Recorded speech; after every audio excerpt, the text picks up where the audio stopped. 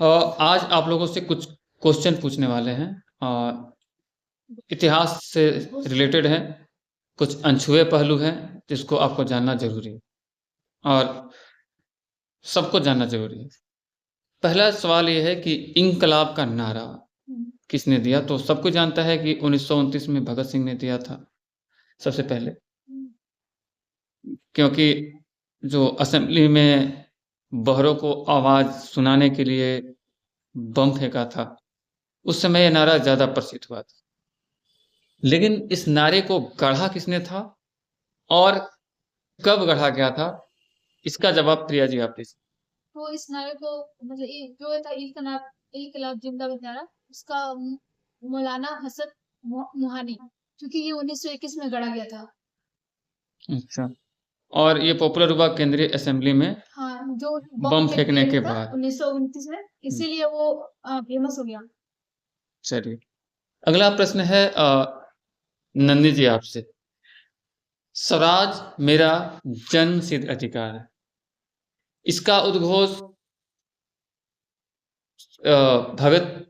माफ कीजिएगा, बाल गंगाधर तिलक ने 1916 में लखनऊ अधिवेशन का दौरान किया था सबसे पहले। इसे गढ़ा किसने था? उद्घोष तिलक जी। और इसको गढ़ने का श्रेय किसे जाता है? उद्घोष तिलक जी वही किए थे। चलिए, एक बहुत ही पॉपुलर नारा है भारत में, नारे को बोलते हैं करो या मरो। तो करो या मरो का जो नारा है, ये किसने दिया और ये किसने गढ़ा, ये बताइएगा। करो या मरो का नारा महात्मा गांधी जी के द्वारा ही दिया गया था और गढ़ा भी उन्हीं के द्वारा गया था। और इसे 1942 में भारत छोड़ो आंदोलन के दौरान मुंबई के ग्वालियर टैंक मैदान में दिया गया था।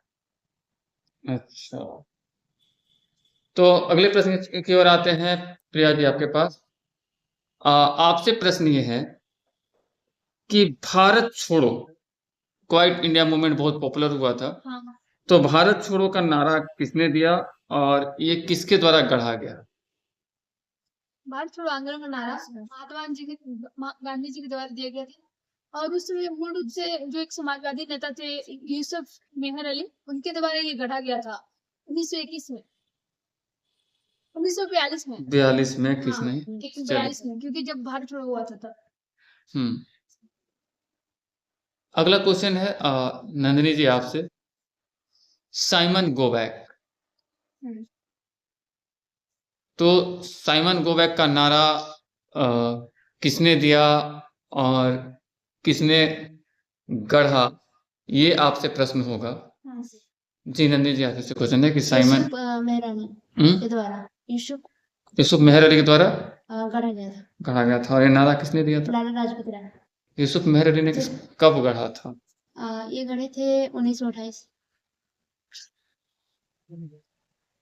तो अगला क्वेश्चन है, जैसे कि अभी नंदिनी बता रही थी कि साइमन गोबैक का नारा लाला लाजपत राय के द्वारा दिया गया, लेकिन इसको गढ़े थे यूसुफ मेहर अली 1928 में। आपसे क्वेश्चन है, तुम मुझे खून दो मैं तुम्हें आजादी दूंगा, ये किसका नारा था और इसे किसने गढ़ा था और कब ये दिया गया था? तुम मुझे खून दो मैं तुम्हें आजादी दूंगा, यह नारा सुभाष चंद्र बोस के द्वारा गढ़ा गया था और इसे दिया भी सुभाष चंद्र बोस के द्वारा ही गया था, यानी पॉपुलर भी उन्होंने किया था। और 1944 में भारतीय राष्ट्रीय सेना को संबोधित करते हुए उन्होंने ये कहा था म्यांमार में। प्रिया जी आपका प्रश्न होगा कि दिल्ली चलो। हाँ। तो दिल्ली चलो का नारा किसने लोकप्रिय बनाया और कब दिया, कहाँ दिया? तो दिल्ली चलो का नारा सुभाष चंद्र बोस ने दिया था और ये 1941 में जो सिंगापुर के जो INA जो थे आजाद फौज, उनके सैनिकों द्वारा आह्वान किया गया था। तो INA के सैनिकों को आह्वान करते हुए सुभाष चंद्र बोस ने दिया गया था, सैनिकों के द्वारा नहीं दिया गया था। कि जो आह्वान करते हुए, जैसे सैनिकों की एक मीटिंग थी। हाँ। और उनको सिंगापुर में उन्होंने कहा था कि चलो अब दिल्ली चलते हैं। चलो। अगला क्वेश्चन नंदी जी आपसे है। जय हिंद आज भी हम लोग उद्घोष करते हैं, तो जय हिंद के नारा को सबसे पहले लोकप्रिय बनाने का श्रेय किसको जाता है? सुभाष चंद्र बोस। और ये नारा मूल रूप से किसने गढ़ा था या किसने सुझाया था, जिसे सुभाष चंद्र बोस ने INA के अभिवादन में इसे अपना नारा बना दिया? हामिद हसन फसरानी। हाँ, हामिद हसन फसरानी सफरानी। सफरानी। तो यह नारा मूल रूप से जैनुल आबिद हसन सफरानी के द्वारा सुझाया गया था। इसका पूरा नाम है जैनुल आबिद हसन सफरानी। और अब हम चलते हैं नेहा जी आपकी तरफ, और आपसे मेरा प्रश्न होगा कि सारी जहां से अच्छा हिंदुस्तां हमारा, हम बुलबुले हैं इसकी, ये गुलसिता हमारा। तो ये कथन जो है, ये स्लोगन जो है, सबसे पहले किसने लोकप्रिय बनाया? मौलाना इरबल ने। मोहम्मद इरबल। मोहम्मद इरबल ने, और इन्होंने 1905 में तराना या हिंद के गजल के रूप में इसे लिखा था। बहुत सुंदर। आगे हम चलते हैं प्रिया जी की तरफ, और प्रिया जी आपसे सवाल ये होगा कि वंदे मातरम, हाँ। इसको किसने लोकप्रिय बनाया, और इसकी इतिहास के बारे में कुछ आप बताना चाहें? तो वंदे मातरम बंकिम चंद्र चटर्जी के द्वारा लिखा गया था, और ये वर्ष 1882 के उपन्यास आनंद मठ से लिया गया था। और ये 1905 में जो स्वदेशी आंदोलन था, उसके मतलब गीत में लोकप्रिय बना। तो वंदे मातरम बंकिम चंद्र चटर्जी के द्वारा उनके रचित उपन्यास, जिसकी रचना 1882 में हुई थी, हाँ। आनंद मठ से लिया गया है। और ये पॉपुलर होता है 1905 में, जब स्वदेशी आंदोलन का मुख्य गीत के रूप में उभर कर आता है। नंदिनी जी आपसे प्रश्न होगा, ये एक मूवी भी आई थी सरफरोशी, उसमें आमिर खान ने गाया था, सरफरोशी की तमन्ना अब हमारे दिल में है, देखना है जोर कितना बाजुए का दिल में। तो ये किसकी रचना है? ये रचना है राम प्रसाद बिमिल। यहाँ पे बिमल और कमला पसंद और पान पसंद की गुंजाइश नहीं है। इनका नाम था राम प्रसाद बिस्मिल।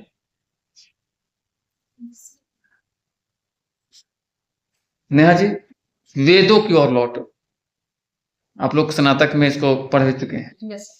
तो इसको लोकप्रिय किसने बनाया? वेदों की ओर लौटो, इस नारा को लोकप्रिय बनाया था स्वामी दयानंद सरस्वती ने।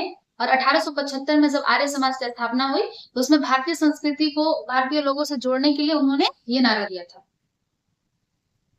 अगला प्रश्न की ओर चलते हैं प्रिया जी की तरफ। हाँ। आराम हराम है,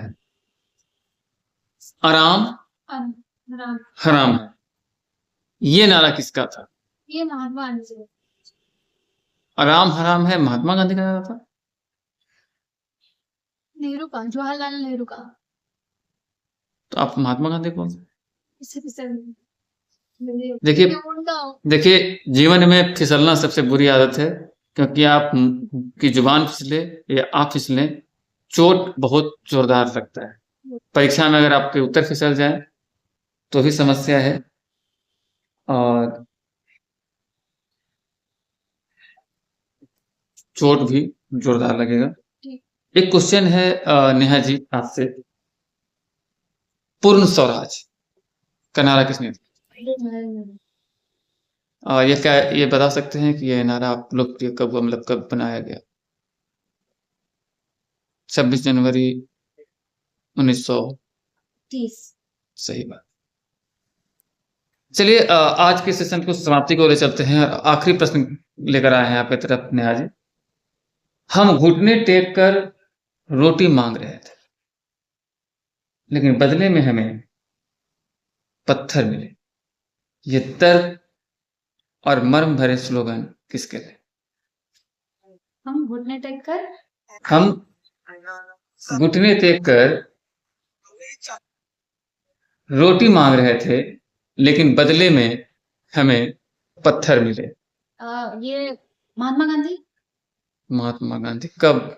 दांडी मार्च के समय, सविनय अवज्ञा आंदोलन की जब शुरुआत हो रही थी, तो उस टाइम में कहा गया था हम घुटने टेक कर रोटी मांग रहे थे। तो उन्होंने एक संदर्भ दिया था, उन्होंने जो वायसराय इरविन थे, उनको एक पत्र भेजा था गांधी ने, और उस पत्र के जवाब में नमक कानून बना के थोप दिया गया और उसके मर्म को बताते हुए गांधी ने कहा कि हम तो बस उनसे रोटी मांगे थे, लेकिन बदले में हमें पत्थर दे दिया गया। ऐसे ही नए जानकारियों के साथ पुनः मिलते हैं। आज के लिए इतना ही।